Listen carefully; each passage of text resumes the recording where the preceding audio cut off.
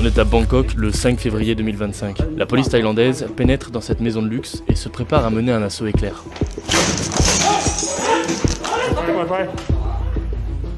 L'homme au sol s'appelle Ye Wan Yu. C'est un Chinois de 29 ans, suspecté d'être l'un des patrons d'un empire de l'arnaque en ligne, celui des arnaques téléphoniques. Le même soir, son complice Li Weiji, un Chinois de 30 ans, est lui aussi interpellé. Les deux hommes sont arrêtés en possession de plus de 10 000 € en liquide et plus de 400 000 € d'actifs. Leur arrestation, elle n'est pas la seule du genre dans la région. Elle s'inscrit dans un plan plus large, une vaste opération de répression menée par plusieurs pays contre ces réseaux d'arnaques qui prolifèrent un peu partout en Asie du Sud-Est. We've really seen the situation when it comes to online scams and telecom fraud.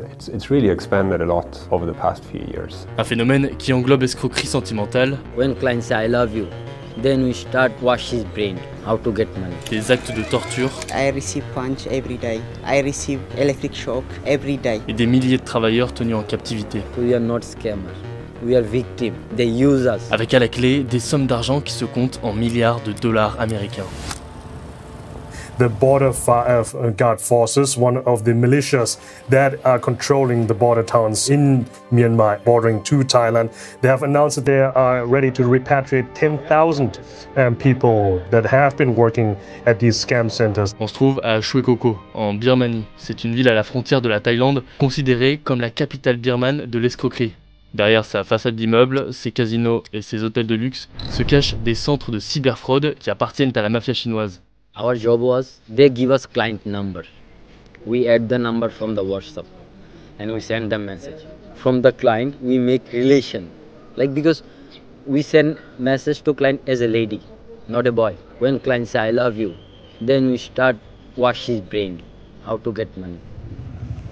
Ces images montrent la fin d'un calvaire pour des milliers de captifs. Ces dernières semaines, sous la pression des autorités thaïlandaises, chinoises et birmanes, des miliciens de la région ont permis la libération des premières victimes. Elles ont été rapatriées dans leur pays d'origine, par bateau, par bus et par avion. Selon les autorités thaïlandaises, 7000 personnes s'apprêtent à être libérées à ce jour. Bon, 7000, c'est littéralement une goutte d'eau dans l'océan. Rien qu'en Birmanie, en 2023, l'ONU estimait qu'au moins 120 000 personnes pourraient être contraintes de mener des escroqueries en ligne. Parmi ces personnes, une grande partie vient de Chine, mais aussi de toute l'Asie et d'Afrique. Most African people, our economic status is low. Most of Africans want to live better life. Those Chinese boys take disadvantage and they catch us. They told me the work location is in Bangkok, but they take me to Myanmar. So they lie us everything. So we are not scammers, we are victim. They use us. If somebody don't want to work with them, they are in Myanmar, they are selling the organ,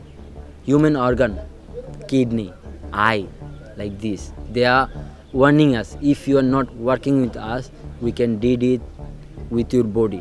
Ces étrangers sont piégés par des annonces d'emplois alléchantes, d'autres sont même kidnappés. Ils sont ensuite séquestrés dans des centres, sans contact avec l'extérieur, et certains sont torturés pour faire le sale boulot. I get a lot of punishment, like I receive shock, electric shock every day. I receive punch every day. They just want to punish us and they punish us. We were working for 18 hours without salary. They didn't allow us to contact our family. Début janvier, l'acteur chinois Wang Xing se rendait à Bangkok en pensant participer à un casting, sauf que sur place, il est enlevé par un faux recruteur dans un véhicule, puis amené de force dans un centre de cyberfraude en Birmanie.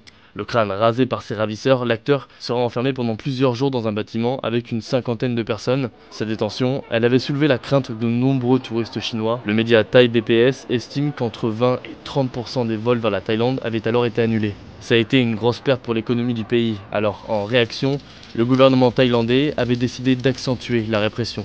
อย่างที่มีข่าวกันเมื่อประมาณสัก2 อาทิตย์ที่แล้วว่ารัฐบาลได้มีการตัดไฟนะคะแล้วก็เรื่องของน้ำมันที่จะส่งไปฝั่งทางเมียนมาเรื่องนี้ก็ได้รับคำชมจากท่านประธานสีจิ้นผิงเองนะคะว่า中国正同泰国、缅甸等国家积极开展双多边合作，综合施策，标本兼治，合力封堵不法分子在有关国家流窜作案，共同铲除网赌电诈的毒瘤。